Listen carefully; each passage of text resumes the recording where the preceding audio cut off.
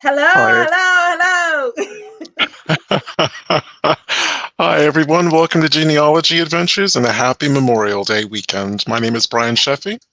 Happy Memorial Day, and this is Danya. How are you guys doing today? We have a great show for you today. So much so that we're just going to get straight into it. Yes, let's jump straight into it. So first, I want to introduce um, Mr. Joseph McGill Jr. Joseph is a history consultant for the Magnolia Plantation in Charleston, South Carolina, and the founder and the director of the Slave Dwelling Project.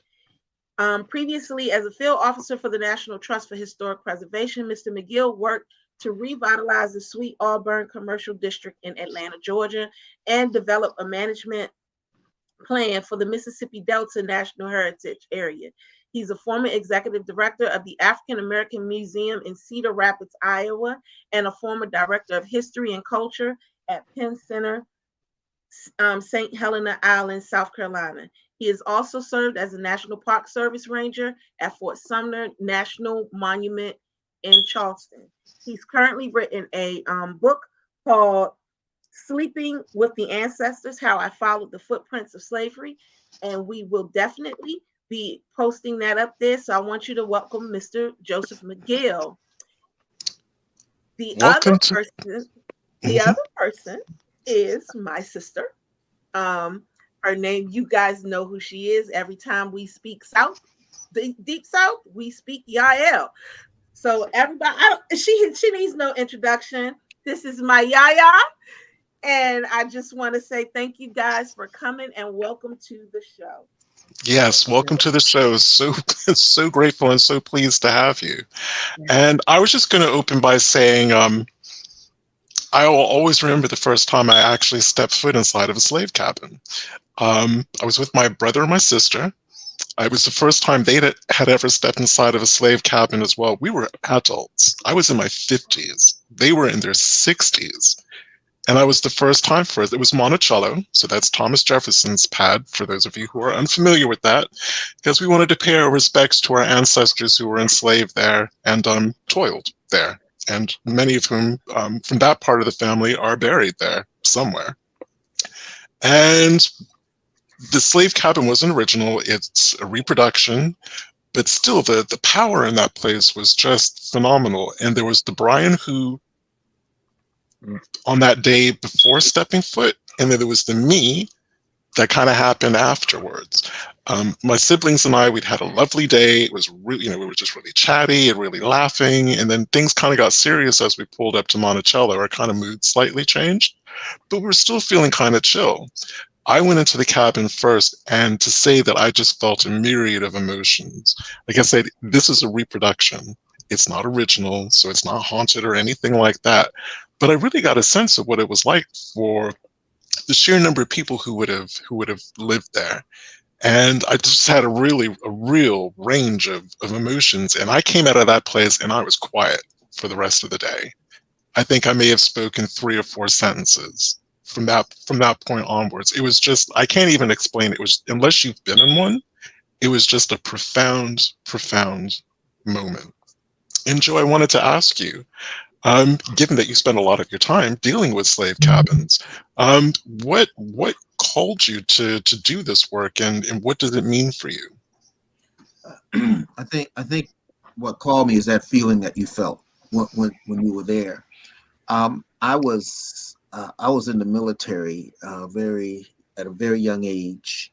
Went to Amsterdam, and I went into the place where Anne Frank hid from the Germans, and that place did something to me. It made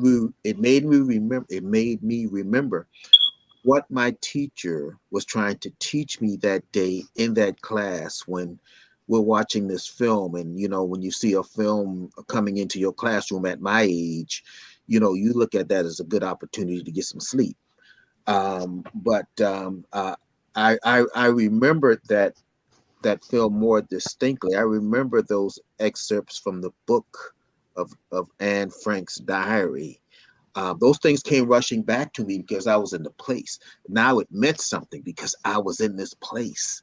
So what that planted in me was that seed that would germinate later into this thing called the slave dwelling project. Now, the slave dwelling project, I came upon this idea because at the time, 13 years ago, when the project started on the Mother's Day weekend of May in 2010, um, I I had this idea because I was on a team of people inspecting the work that was being done to restore the slave cabin at Magnolia Plantation, where I currently work. Wasn't working at the time, but I work there now. I said out loud that, when this work is done, I would like to spend the night in here.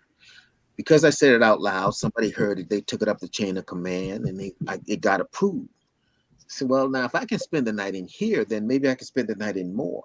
So I acquired a list from the State Historic Preservation Office because they understood my intent, because they're like-minded people. Preservation, saving buildings. They provided me a list. I started places in South Carolina because that was my intent, just to stay in the state of South Carolina where my limited resources would take me. I got that list, started making phone calls, and I got mostly yeses. I mean, after some hesitancy, because if you call anyone with that question, that request to sleep in their slave dwellings, they're going to wonder, what is he all about? Is he about reparations? Is he looking for ghosts? Is he looking for treasures? Well, none of the above. It's just to bring attention to those buildings. In bringing attention to the buildings, then you bring attention to the people who live there. Therefore, you won't have anybody in the future in denial, like some folks in today are in denial of the Holocaust. So as long as those buildings are there, then we have the means, that tangible means, to tell the stories of our enslaved ancestors. So with the ability, working at the National Trust for Historic Preservation at the time, to see how these organizations with resources save buildings, and know that that was a thing. But here was the problem. The buildings that the National Trust for Historic Preservation saved, which I was a part of at that time, were the iconic buildings, the houses on the hill. And when you apply that to antebellum buildings, they didn't include those slave dwellings, the places where the people of whom I share my DNA dwell. They didn't include those places because those were not the stories they were telling. They were telling that sugar coated, watered down, that story that kept people in a comfortable place, and solidifies white supremacy and the white male and their aspect in this nation's history. They weren't telling those stories. I was also at the time a Civil War reenactor, and knowing that with that experience, I would go from site to site and immerse myself in the history of those places, not only during the time of visitation, but after the visitors left, after these Civil War reenactments, we would have access to these places and have campfires of all these reenactors, and given the opportunity to go from campfire to campfire, getting into the heads of not only Union reenactors, but Civil War Confederate Southern reenactors, and getting into those guys' head, sometimes a scary place to be, because some of the reasons that they reenacted were outrageous. That's why when I see, mass shootings today, and I see uh, things that are just go against civilization and humanity, I think about some of the moments I had with some of these guys around these campfires, and could there be some of those kids carrying out their kids carrying out some of these infractions that I see going on. Back to the map, but back to the matter at hand. So, So yeah, this idea came about because of the desire to preserve the buildings, because the buildings can help tell the stories of those enslaved people who inhabited them. so you raise an interesting point, because the times that when I was growing up, when I would go to plantations for school trips, you were shown the bakehouse or the brewery house or the tool shed, or there were outbuildings, but there weren't slave cabins. I mean, and let's face it, those outbuildings wouldn't have been built. The plantation house wouldn't have been built. None of that would have been there except for enslaved people. And the houses that they lived in were either ignored, pushed to the periphery, overlooked, never discussed, or they just weren't there anymore. Um, and I find that a bit sad. And I also find that a bit jarring that an essential part of the plantation story is overlooked, erased, removed, however you want to describe it. So Yeah, the work that you're doing to redress that is really invaluable. yeah, and putting you in that place you were, that was intent. That was intentional. Just because it put me in the place that I was, um, you know, teaching me that my enslaved ancestors were happy, or the people who enslaved them were benevolent. That's the place that left me. The education that I received, um, and that's why that's why we can go to Monticello or Montpelier or Mount Vernon or the Hermitage and not know we visited a plantation because someone intentionally took that portion of this title off just to keep the people coming there comfortable. They didn't want them coming to a place of all this toil and the atrocities committed upon our enslaved ancestors. They want them to come to see this nice, beautiful antebellum house and talk about the founding fathers in the sense that as if they were deities or people with humanity. These folks were morally corrupt, and they should be interpreted as such. Well, You are going into some things, some very deep things, and you're using words that most people just do not use, and I am so loving it. I mean, from calling them deities and then saying that they were morally corrupt. You know, this is stuff that needs to be taught and heard, and I'm so grateful to you for making those types of statements because first of all my crazy side won't let me be nice like that, so you have actually put those things into words that I try to, I sometimes I try to do, but my heart won't let me go that direction. Now I've never personally been on a plantation, and that's purposely so because I have a connection with our ancestors that is so very strong that I actually get a little bit afraid. So I purposely have never gone to a plantation. So because of that, I actually go to I'll go to a cemetery and still feel the same issue. I still feel the same thing. They still come to me in the way that they do, and they still did the same thing to me that it's done to both you and Brian, and more than likely even YaYa. I envy YaYa for being able to work on plantations. It's just something that I would never be able and actually, and bringing in YaYa as well, I was a bit reluctant to start calling places where enslaved people were held labor camps until I actually went to Germany, went to Auschwitz, and visited a few more of the forced labor camps and the death camps both in Poland and in Germany. And when I came back to the States and went to my first plantation, I'm like, yeah, this is, we may not have had those huge warehouse-sized places where enslaved people were kept. We had small cabins, or sometimes large cabins, but the essence was still the same. There were people who were being held against their will, living in very primitive conditions that were not of their choice or their design, who were forced to labor and experienced the gamut, just the gamut of human experience in these places. And then, that's something that I get called on a lot on Twitter when I refer to them as labor camps. But again, the two shows that we did with Yael about Louisiana sugar plantations really kind of brought that to the fore for me. I do. Yeah. think with my only issues with the term camp, because when we think of camp, we think of this this whimsical place that we go to, and you go for the summer, and then you leave and you come and then you go home, and then may start over again next year. So it is absolutely forced labor on plantations. Plantations is a farm, and so it is. But words have connotation, and depending upon who's saying it, how it's termed and how it's phrased, it can mean various things. I've heard even someone mention that an enslaved person was a contract worker.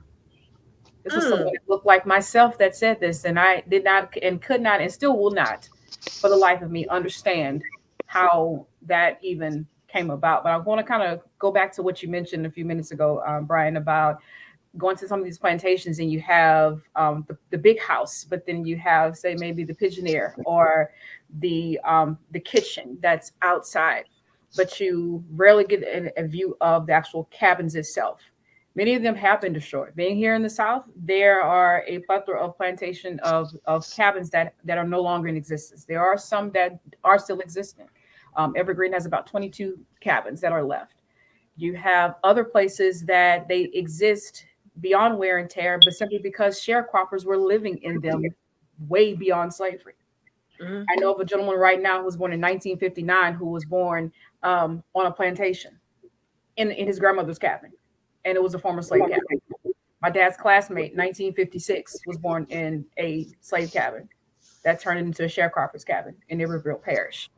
I remember growing up as a kid and going with my grandmother to these old houses that were more than likely slave cabins. And that's where my infatuation with wanting to learn about these people and their lives came from. I was 3 years old out with my grandmother picking cotton. I'm an 80s baby, but that's what we did in Alexandria, Louisiana. So I remember things like that, and going the back way to the home, to her house, 2 hours away, you'll see all these massive homes, these plantation homes. And it made me wonder, what's there? How did they get there? Why are they there? And so it made me continuously throughout my entire life want to find out more. What are those stories that someone is absolutely not telling? What are these old rundown shacks that you can see through the floor, see through the ceiling? Why are they still there? Why are these people living like this? And many times it is passed on, the ones that have not been destroyed, because we're in hurricane central down here, so Mm-hmm. some of them have actually survived. Yeah. So, Mr. McGill, I have a question for you. You getting it? What was it? What is it like sleeping in one of those cabins? Like, how are you? What do you do to first off prepare to do that, and then once you're there, do you sleep like they would sleep, or do you bring a, what is it that you, what is the process of that? Yeah. Well, let me try to explain it from the time I started versus now, because those are they are different now. Okay. Initially, I would sleep in these places alone, because although I gave people an invitation to join me, no one took me up on it. Folks said, "Are you crazy?" And they said, "Ignore him. He'll go away." Um, so the first two times that I slept in these places, I slept alone. That very first time, Magnolia Plantation, again, where I currently work, there was it was hard to get to sleep because there was a limb that would interact every time the wind blew. The wind would interact with the roof, and I had to get up like 5 times to verify that that's what that was. Not to mention Mm, the fact that the TV crew that was there, this gentleman told me a story about a time that he had slept in a tent all alone in South Africa. And as he was about to go to sleep, he felt a thud on his chest. That thud was a tarantula. Um, Mm, ugh, and mm, one of the gentlemen who used to work there reminded me that there were alligators on the property. So they tell me these things and they leave. And now this thing with the limb. Uh, and but I eventually got to sleep after thinking about our enslaved ancestors and what was going through their heads, running away, and their labor being stolen from them, or if you're a male, you can't you can't even defend yourself, not let alone your loved ones. all that's taken away from you, or if you're a woman, how your your privacy in that space that's supposed to be yours can be interrupted at any time by the desire of the master or the overseer or the master's son. Um, think about running away. Think about being chased by bloodhounds. Think about those things. So if you can get to sleep after all that, then you sleep. Now, for me, that morning I woke up on Mother's Day of 2010, not being familiar with the property, not knowing the layout where I was going. I took a walk and I ended up in the cemetery, and Mm. I saw headstones of people who were being buried there up until the 1990s, and then I saw headstones of people who were born enslaved and died free, and then I saw nothing. But I knew that the earth that I saw, the indentions in the earth that I saw, were the graves of enslaved people. Because if they were lucky enough to have been buried in a box, then that box would eventually give, cave in, and the earth above it would conform to that. So it's those indentions where the enslaved people are buried. People who would not have gotten a headstone when they were buried in that grave, because of course they couldn't read or write. So headstones, their writings on headstones, so they couldn't get that. And of course, that enslaver was not going to buy a headstone for a person whose labor he had stolen all their lives.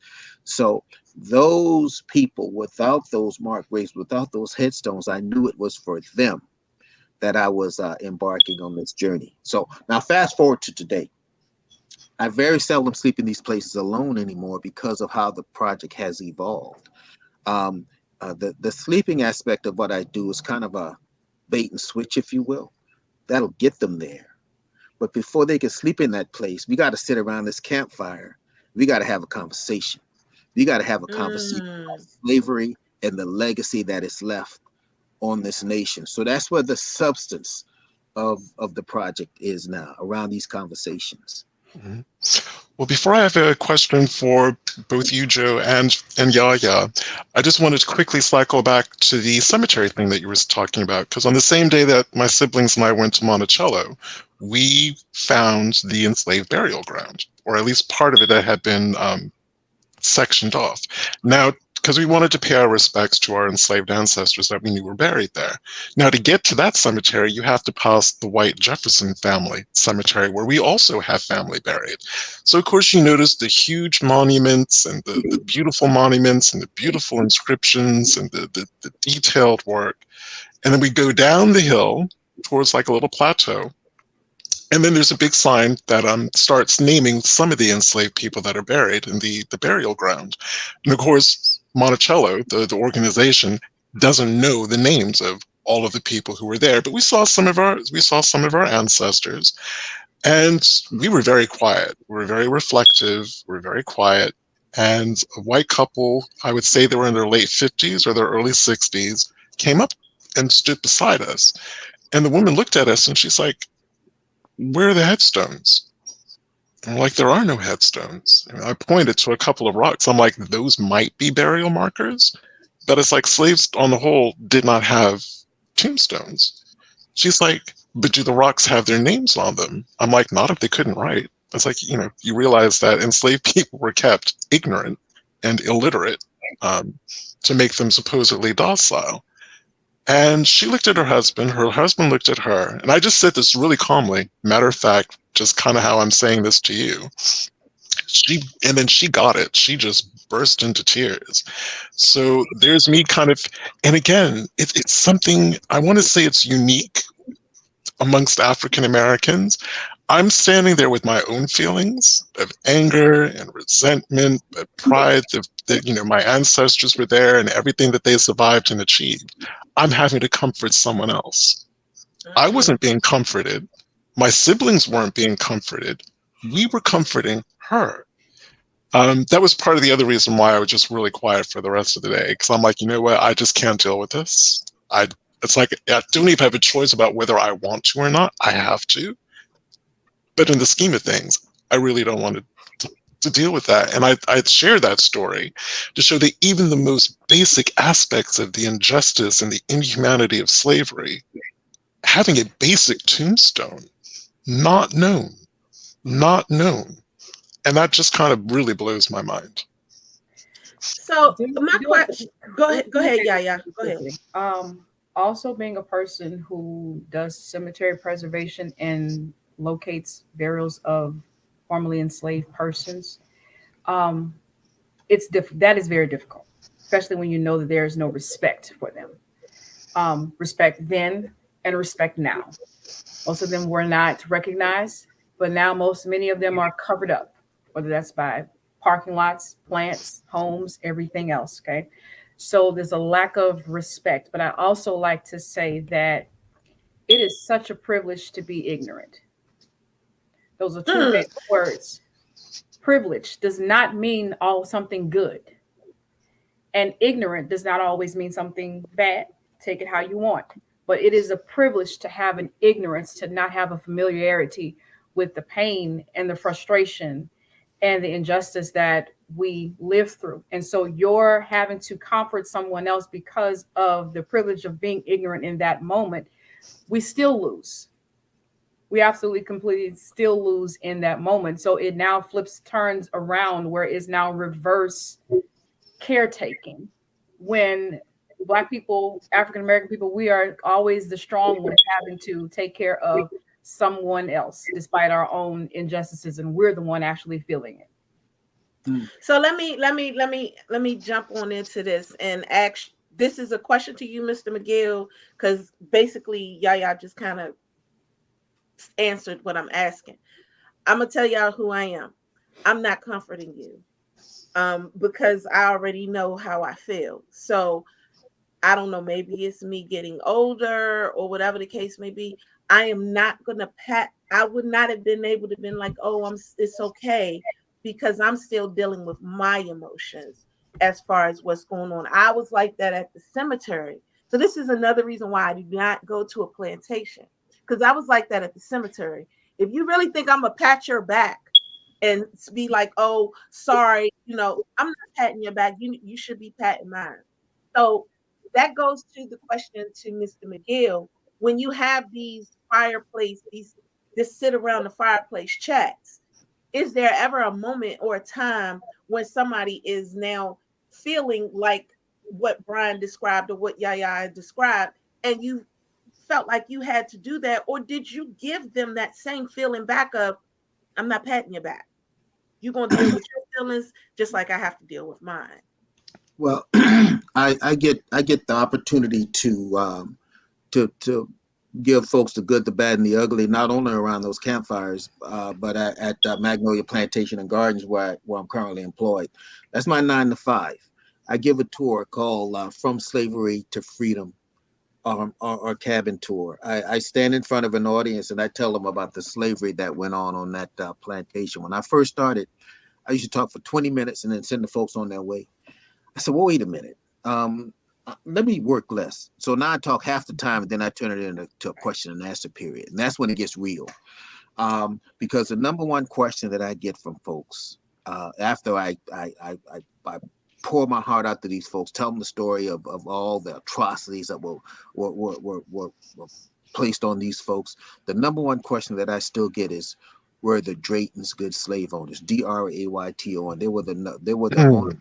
plantation from the time it became a plantation in 1679 until present day, still the owners. And the number one question that I get, were the Draytons good slave owners? And I have the most fun answering it, because I said no, they were not. We know that 6 enslaved people escaped. We know that because the Draytons advertised to get them back. The Draytons freed none, zero, zilch. The Draytons lived the lavish lives that they did at the expense of stolen labor. Those cabins that you're looking at were duplexes, meaning 2 families per building. While the nice, beautiful big house that the Draytons lived in, they had 7 people in it.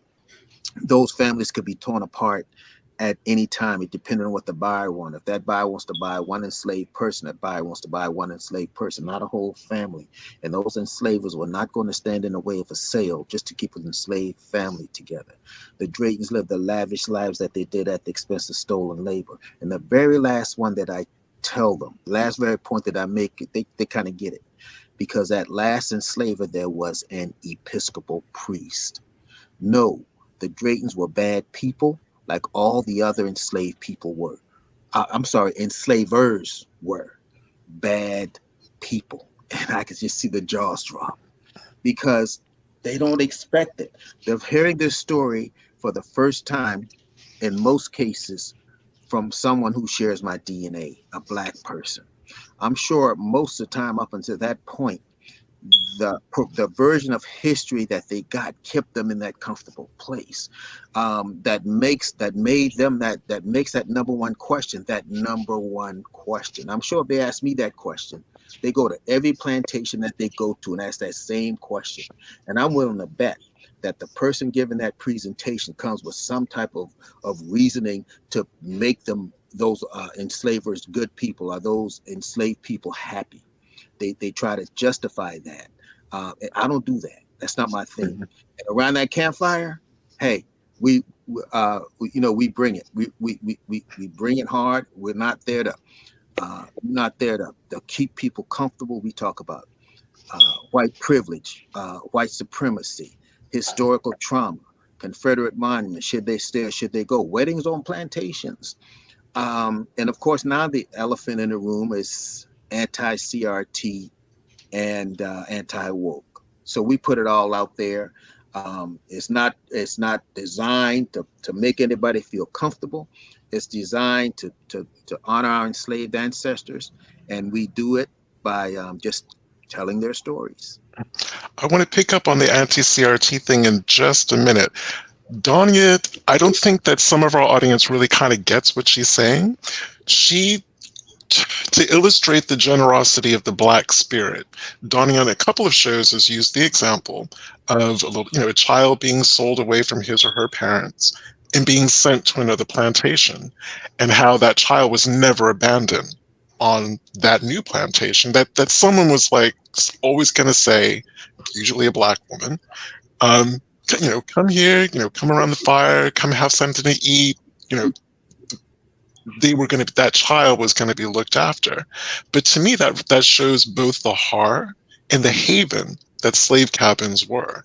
It was a horror for the family that child left behind, as the family was being split up. But equally in the new plantation, amongst strangers, someone's cabin was going to become their new home and was hopefully provide some measure of a haven for them. And again, said Donnie has mentioned this probably 3, 4, or 5 times during our seasons of the show. And I just really wanted to reiterate that for this show, because again, I don't think that all of the audience quite got the depth of what it was that she was trying to say. I don't know if you want to expound on that any more than that, Danya. I mean, you're going on another level of what I was talking about. That particular thing right there, that's something that I think a lot of um, people who are just going into what our history is about, they're starting to grasp that, and they're starting to realize that our children that were taken away from their families, they had to be somewhere else. So who was going to take care of them? We've always been that caring and wonderful group of people that we're going to take care of somebody. But do not come to me when I'm standing in the cemetery or in the plantation of where my ancestors were and expect me to rub your back and your shoulder because you're crying that they had to live through that, when in actuality I'm in existence of that person, and you want me to pat your back. It's just not going to happen. I literally don't have the patience for that. And I'm not going to sit up here and say to you, oh, I'm sorry you're dealing with this. No, I'm not. I need you to deal with it because I'm dealing with it. And I would love to be a part of one of Mr. McGill's sit around the fire. only to sit around the fire part because I'm not sleeping. I'm not gonna be able to have a animal sitting on my chest later on, because then at that point I'll be joining the ancestors.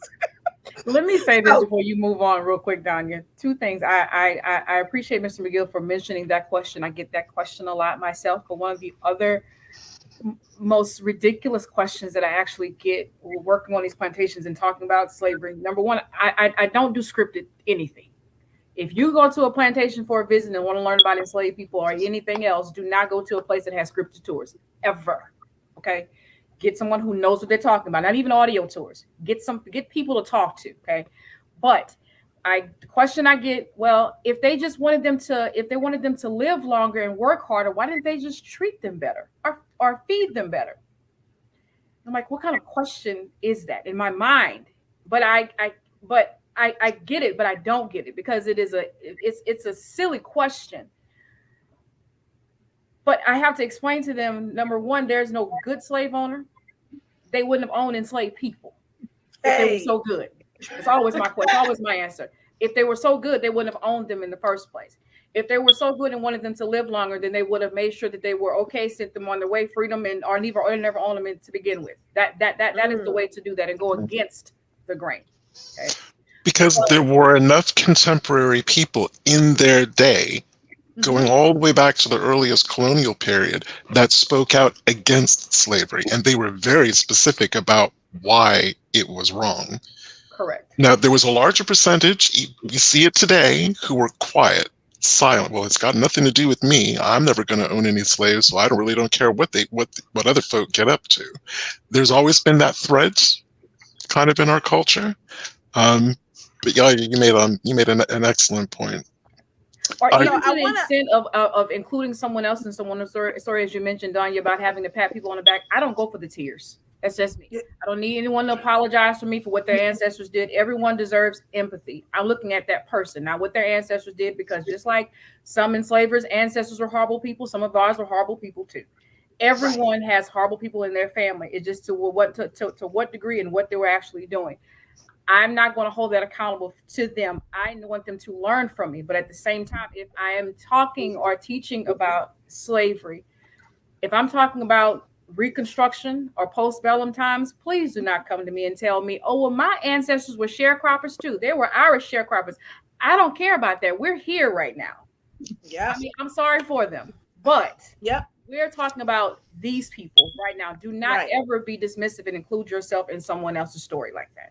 Exactly. mm, And I think that kind of answers the question that Randy's Zwickle Patrick was trying to say when a person was crying. That could have been a time to inform, educate the person, or at least have a conversation. Let me be clear. It's not that I would not have a conversation with this person or anything like that. I just don't want you to think that I'm going to coddle. I don't want you to think that I'm going to be, oh, this is, I'm so sorry that this is that you're feeling this way and so on and so forth. No, ma'am. I'm not sorry that you're feeling that way, because guess what? I'm feeling a certain way myself. And if that's the way that the conversation is going to go, then that's how it goes. It's never to be mean, it's never to be nasty, it's never to be rude, but it is to be truthful. and it's So, interesting you say that because my feeling was that if I didn't respond to her, because she was right next to me, it was going to be the usual unspoken accusation, look at the rude black people. I'm in distress. I asked a question. These people ignored me or brushed.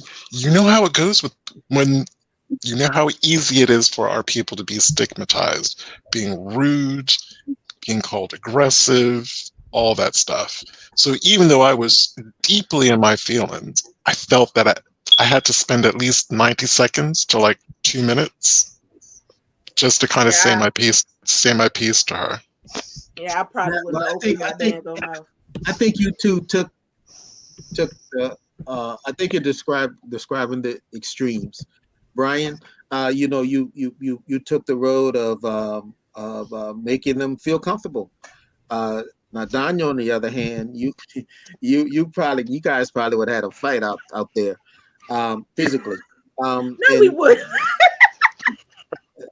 you may have. Hey, believe me, around these campfire conversations, I've come close. I had to keep some people physically apart.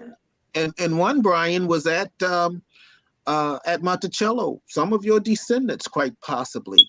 We're having conversation around the campfire about Sally Hemings and Thomas Jefferson, and there was a contingency in that group who wants to believe that it was consensual. Then there was the rest of them, and then I had to physically get in between and said, no, no, no, that's not this. I don't want the slave dwelling project to end this way.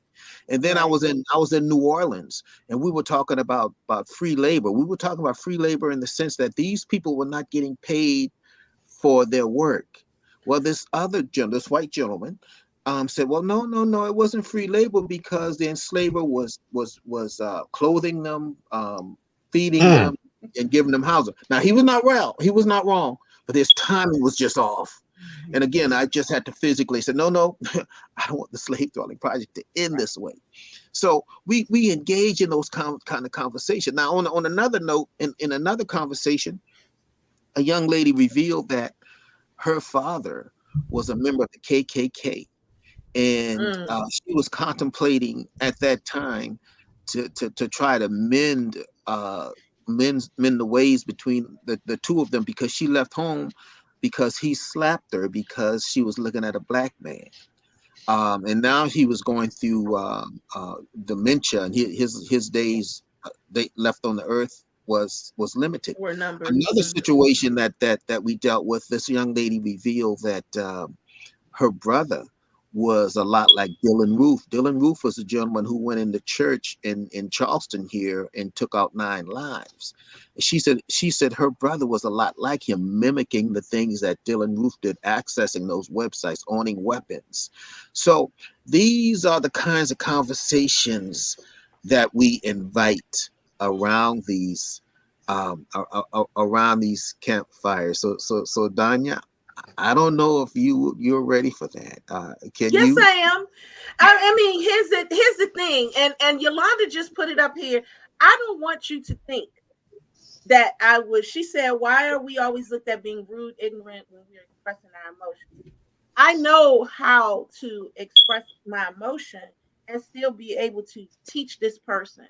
I mean, we've had without me having my own book and writing about my great great grandmother being enslaved. I've had several people, and we had one person that was visible online, and he really came off and said, "Why are you talking about this? You're not enslaved. What does it matter to you?" And my response to him was, "Do you talk to your children about your grandparents? Did they know them?" Yes, they knew them. "Well, did you talk to them about them?" "Yes, I did."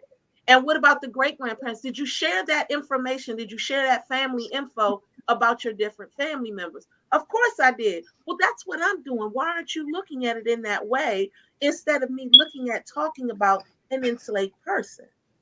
So when I said that, instead of him apologizing on the thread that this particular conversation was happening, he sent me a private message. And he was like, "I never thought of it as you talking about your family." And I said, "That's because you never thought of enslaved people as people. And that's where your issue comes in." And he was like, "I do apologize." I said, "Well, then apologize on the thread, because the thread is where people will learn where you get it from." So I won't. I mean, don't take my aggressiveness as I'm ready to fight, because I am. I am that kind of person. But I do know how to teach this particular thing and to make you look at it in a light where you really just don't think Well, about. well, Don, you just described a person that's probably in each of my tour that I give at Magnolia Plantation. I'm pretty You know, certain. I put that question and answer period as a part of my presentation because I want folks to ask questions. I want to ask those Yeah. questions that I want everybody to benefit from the questions being asked. the people I don't get along with well are those who try to corner you and then want to ask a question that's kind of off the wall, a question that they're uncomfortable asking amongst everybody else. Like they'll come at you like, well, didn't the Democrats start slavery and Oh, I yeah, love those and all questions. this Right. and my comeback for that? I said, look, you can get into this thing about Democrats or Republican or who started what. I said that the common denominator is that they were all white males, and that'll shut them up. That'll shut them up right there. Truth. Um, Truth. That they were all white males and that they were all racist during that time, regardless of whether they was Republican, Democratic, Whigs, Tories, whatever you want to call them, And whatever, anti-women. Let's add and that. anti-women. Mhm. Exactly. So okay. now see, And yes, Randy, he did apologize publicly. I'm sorry, I wanted to answer that. I just stop at an all white male, put a period, and that's a mic drop. Now see, Danya, just say your piece, drop your mic, and ignore the rest. Which is a very nice segue for the last segment of the show. We are living in curious times, disturbing times, but curious times. When anything to do with African American, Black American history it's like a fuse shorts in about 60% of this country's brains. And they just immediately, the knee-jerk reaction is CRT, you're being woke, you're CRT propagandist, anything. And we have these conversations with Black historians, researchers, preservationists, just all of us, genealogists, historians, all of us who are in the field, in different parts of the field, all grappling with this massive kind of pushback, kind of like, won't you people just shut up and just go somewhere? So both you and YaYa, I'm just curious, in this place that this country finds itself in at the moment, have you experienced this in your work, in your projects? If you have, is it increasing, and kind of how are you dealing with it? I have experienced it, but I've experienced the counter more, I'll say, because that things like that is not something that I put up with, and I think those who listen to me or come around, they'll understand, and I know how to respond very quickly to things like that. And I also put myself in the same mindset. There's some things about others that I don't want to hear either, and so we both have that right to shut it down. Everyone has a right to hear and pay attention to whatever they want to pay attention to and how they internalize it. I think that the way the country and society is going, it is doing a complete disservice to so many by not learning certain histories. At the same time, I do not want all of our history to be attached to a woe is me story as well. There's joy, there's happiness, there's so much more. So if we're going to tell the bad, we also have to tell the good just as well, and be able to understand that and not continue to push, because the more we're saying, okay, well, we got to talk about the bad, then the work that we're trying to do gets shut out. So you really have to learn how to use the users and be able to infiltrate whatever we need to infiltrate and get in and get the information in to the most feasible way possible, because we can get the information out there and in so many different avenues, in so many different ways, but we have to be just very mindful and be very careful, and also know where our information is coming from. Don't speak on things unless you know what you're talking about. Don't speak on research when it's actually not research, or it's from an internet meme or something because someone told you or you felt that way. So make sure you're having the correct information and the proper knowledge before so you can have an argument to stand on. Right. Yeah, that's why I admire you guys on this on the screen, because you guys are researchers. You guys have patience I don't have. I'm more of a hands-on in the trenches type, extreme research kind of guy. and I do what I do. Very early on, when I started this thing, a historian, a genealogist told me that you know, she said, you and Tony Carrier, some of you may know her. She Mhm. said, Joe McGill, you save the buildings, we'll put the people there. So that's why I admire you. But CRT, yeah, I deal with that on a daily basis. This past December, I was in Arkansas, talking to a group of kids about slavery at that particular site. Hollywood Plantation was the name of it, and I feared because there was no Wi-Fi, no Wi-Fi access. So I worry about that digital divide, but that's a different story. Um, so I'm talking to these kids, and I'm giving them my message. The thing that upset me was I was supposed to be talking to double the amount of kids that I was talking to. Somewhere along the way, somebody in the chain of command of those kids who were supposed to come find out what the subject matter was and then want their kids indulging in that. Mm, I was mm. supposed to be going to Lexington, Kentucky, this past April, and taking a contingency of living historians with me because they interpret those things. They take it beyond just the woe is me, as was just stated, because they demonstrate the agency our enslaved ancestors had. These people were still human despite what the law said, despite what the owners thought of them as. These people still loved each other. They still had families. They still did those things culturally that were appropriated. Um, in a lot of cases. But but but but here's the thing: we get. I was supposed to be going to Lexington. We had it on the books. It was scheduled, and then I get this email about them wanting to postpone it. And then I said, well, that's gone. I know the reason they don't want it. And sure enough, 2 months later, and right now we started the conversation again. They're trying to make it happen, and the gentleman who's trying to make it happen with me came clean. He said, um, the reason we had to postpone this thing is that there's a conservative member on our board who's not comfortable with the message that you're bringing. And if this person here could be a part of the team, then he knows this person personally. He'd be more comfortable with with you and the people that you bring. If this person could be a part of your team, well, that person cannot be a part of my team because he's overbooked. He's not putting anything else on his calendar. So that's where we are right now. But it's Mm. all I'm dealing head on with this anti CRT, this anti woke sentiment that's out there. But we continue to do what we do. We continue to infiltrate these places and get the message out anyway.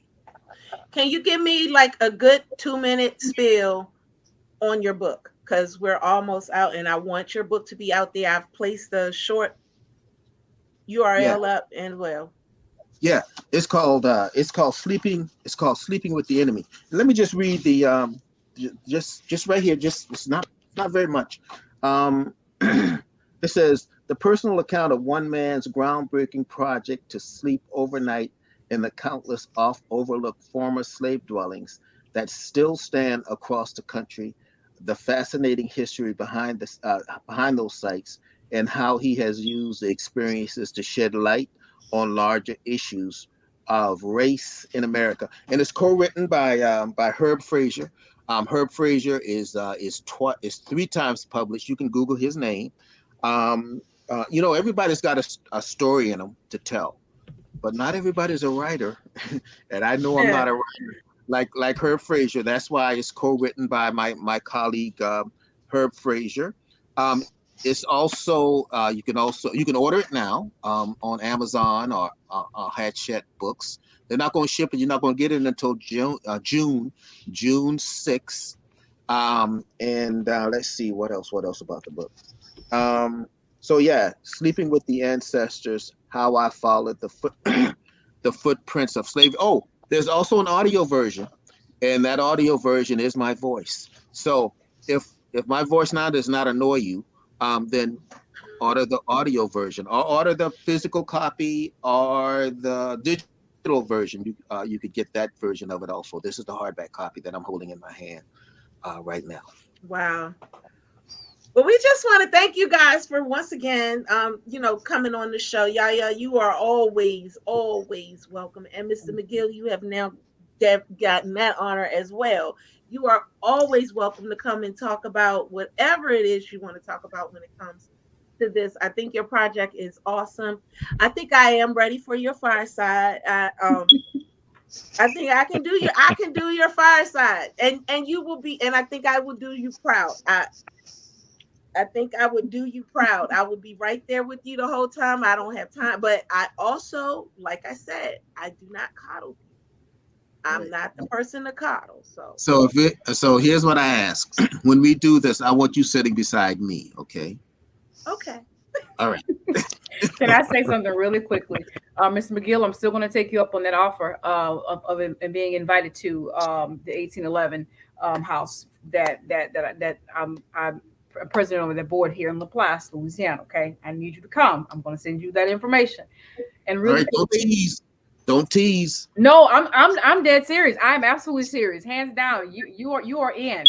Danya, I'll go with you on your first plantation trip. And let's between the two of us. Yes, both of us. And I say that because it's so important. It's emotional. It's traumatizing. But it's a trauma. Somebody like myself, Mr. McGill, we relive every single day on purpose, just for the purpose of this. And think about how many ancestors were purposely forgotten. If we don't go and hold these places accountable, then they're forgotten all over again. And those ancestors that are there, they're looking for us. They want us to go adopt one, go adopt an ancestor. It doesn't even have to be yours, but just go to these places because they need us to be there. We have to come to Louisiana. We were not invited into. When I come to Louisiana, I'm coming to you. So, I got you. But guys, we are at the end of the show. Once again, I thank you so much for being here. We thank the audience, and we want to let you guys know I will send, because there were a few questions, and I will send them directly to Mr. McGill, and then it'll give him the opportunity to go ahead and answer them. But again, thank you guys. Thank you. This was a beautiful time. Thank you. Again, thank you so much. Yes, please don't hang up. Thank you so much for our audience for joining us. Thank you to our guests, YaYa and Joe, for joining us as well, imparting your wisdom and your knowledge. Awesome. Just an awesome show. We are out of time, so we don't have time to do next week's show. You can always catch us on Sunday, 4 p.m. Eastern Standard Time, right here on E360 TV and YouTube Live. Until then, see you next week. Okay, bye, guys.